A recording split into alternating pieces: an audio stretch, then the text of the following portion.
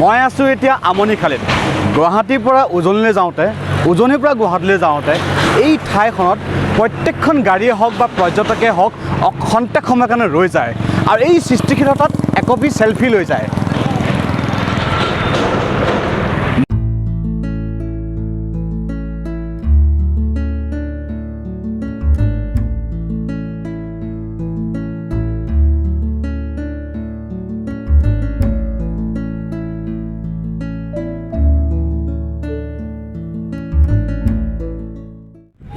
হয়, মই ক'ব বিচাৰিছোঁ এই ভেলাঘৰটোৰ কথা। বৰ্তমান পৰিস্থিতিৰ লগত খাপ খোৱাকৈ, বৰ্তমান জেনেৰেশ্যনৰ লগত খাপ খোৱাকৈ ভগৱান সেনাপতিৰ হাতত প্ৰাণ পাই উঠিছে এই ভেলাঘৰটো। ইয়াত লিখা আছে ভেকচিন লওক, ধৰাক কৰোণা মুক্ত কৰক।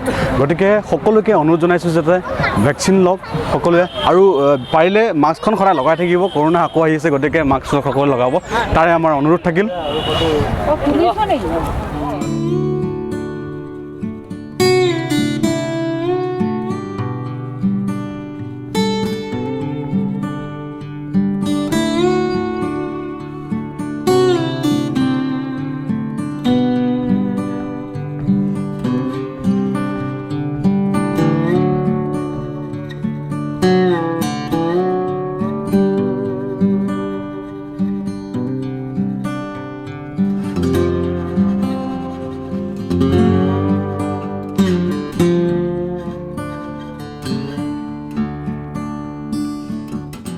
সুদীৰ্ঘ 11টা বছৰে ভগৱান সেনাপতিৰ হাতত প্ৰাণ পাই উঠিছে বিভিন্ন থিমৰ ওপৰত সাজি উলিয়াইছে ভেলাঘৰ। এখেতৰ হাততেই ইমান আটক ধুনীয়াকৈ সাজি উলিয়াইছে ভেলাঘৰটো। দাদা, মানে আপোনাক বহুত বহুত ধন্যবাদ দিছোঁ। আৰু কি ক'ব? হয়, ক'ব বিচাৰিছোঁ মানে কি হ'ল, মই এইটো কৰি ভাল পাওঁ।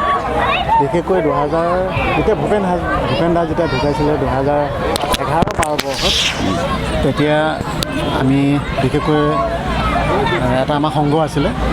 তাৰ আগত কিন্তু মই এটা চিত্ৰশিল্পী হিচাপে আছিলোঁ। তেতিয়া মোক কেইজনমান সদস্যই মোক এটা প্ৰেৰণা যোগাইছিল যে এবাৰ প্ৰতি বছৰ পৰম্পৰাগত ভেলাঘৰটো আমি বনাই থাকোঁ, এবাৰ কিবা এটা চিন্তা কৰচোন বোলে মোক ক'লে। তেতিয়া মোৰ সেই চিন্তাটো আহি গ'লগৈ। আৰু বিশেষকৈ সেই ভূপেন দাই মোৰ গুৰু বুলিব পাৰি, প্ৰেৰণা।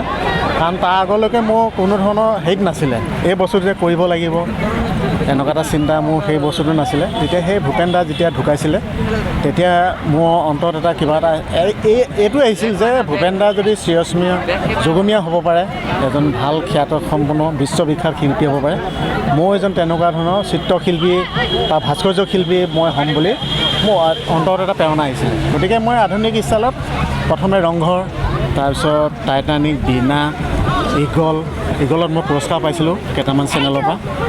তাৰপিছত কপৌ, গছৰ ডালৰ কপৌ, তাৰপিছত গড় সুৰক্ষা, তাৰপিছত গছ থাকিলে মানুহ থাকিব, প্ৰকৃতি সুৰক্ষা।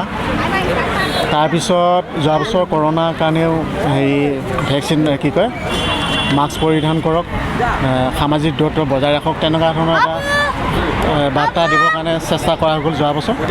এইবাৰ যিহেতু কৰোণা ভাইৰাছটো মানে আজি প্ৰায় বিগত 2-3 বছৰ ধৰি যুঁজ কৰি আছে। গোটেই পৃথিৱীয়ে যুঁজি আছে, ভাৰতবৰ্ষ বুলি নহয়, অসম বুলি নহয়। আৰু বিশেষকৈ যি ভেকচিনক লৈ মোৰ চিন্তাটো আহিল যে ভেকচিন মানুহে ল'ব বিচৰা নাছিলে। বিভিন্ন পুৰণা ধ্যান ধাৰণাৰ মাজত সোমাই থাকে, কিছুমান পুলিচৰ ভয় দেখুৱাব লগা হৈছিল। তেতিয়াহে হয়তো ভেকচিনটো ল'বৰ কাৰণে আগবাঢ়ি আহিছিল। হয়তো বহুতো বাকী আছে 2-1। সেইটো কাৰণে এইবাৰ মোৰ ভেলাঘৰ মই থিমটো এইবছৰ এনেকৈ ভাবি ল'লোঁ যে কৰোণা ভেকচিনৰ ওপৰতে মই চিন্তাটো কৰি ল'লোঁ। ঠিক তেনেকৈ ডিচেম্বৰ 2 তাৰিখৰ পৰা বিশেষকৈ জানুৱাৰী 11-12 মানে শেষ কৰিছোঁ কামটো, প্ৰায় 40 দিন আৰু। হয়। আচ্ছা, বিশেষ কথাটো কি হৈছে, তেখেতৰ নিজাববীয়া প্ৰচেষ্টাৰে, একক প্ৰচেষ্টাৰে এই ভেলাঘৰটো সাজি উলিয়াইছে। আৰ্থিক ফালৰ পৰা কোনো দল সংগঠনে হওক বা কোনো ডনেশ্যন কৰি এই ভেলাঘৰটো সাজি উলিয়াই তেখেতৰ একক প্ৰচেষ্টাৰে সাজি উলিয়াইছে। আহকচোন তেখেতৰ মুখে জানো আৰ্থিক অৱস্থাটো কেনেকৈ তেখেতে মেনেজ কৰিছিলে। হয়, মোৰ যোৱা বছৰ তেনেকুৱা হাঁহৰ ফাৰ্ম আছিলে, হাঁহ 300 মান পুহিছিলোঁ। তাৰপিছত যোৱা বছৰ মই 100 হাঁহ পুহি পেলাই 100 হাঁহ বেচি পেলাই 300 হাঁহ পুহিছিলোঁ 100 বিক্ৰী কৰি পেলাই যোৱা বছৰ ভেলাঘৰটো তেনেকৈ আৰম্ভ কৰিছিলোঁ তাৰপিছত প্ৰথম কিন্তু মই আৰম্ভ কৰোঁ তাৰপিছত 2-4 ব্যক্তিয়ে তেনেকৈ সহায় কৰে কিন্তু যোৱা বছৰ আৰু এই বছৰ বন্ধু বান্ধৱে 2-1কে সহায় কৰিছে কিন্তু মানে 70%টো বা 80%টো মোৰ ফালৰ পৰা খৰচেই হয় 20% মান 2-1 বন্ধুৰ পৰা মই পাইছোঁ একেবাৰে নোহোৱা নহয় আৰু তাৰ বিগত আগৰ বছৰ কৰোণা নোহোৱা আগমুহূৰ্তত ৰাইজৰ ফালৰ পৰা যথেষ্টখিনি সহায় পাইছিলোঁ কিন্তু মই যিহেতু আজি 11 চনৰ পৰা কৰি আহিছোঁ যিহেতু মোৰ এখন ব্ৰইলাৰ ফাৰ্ম এইবাৰ মই আজি 6 মাহমানৰ আগত ব্ৰইলাৰ ফাৰ্ম এখন খুলিছোঁ এই ৰাস্তা কিনাৰতে আছে তাৰপৰা মই নৱেম্বৰ মাহত এটা কমিশ্যন পাইছিলোঁ কোম্পানী ব্ৰইলাৰ পুহিছোঁ 22,000 টকা এটা কমিশ্যন পালোঁ তাৰপৰা সেই পইচাটোৰ পৰাই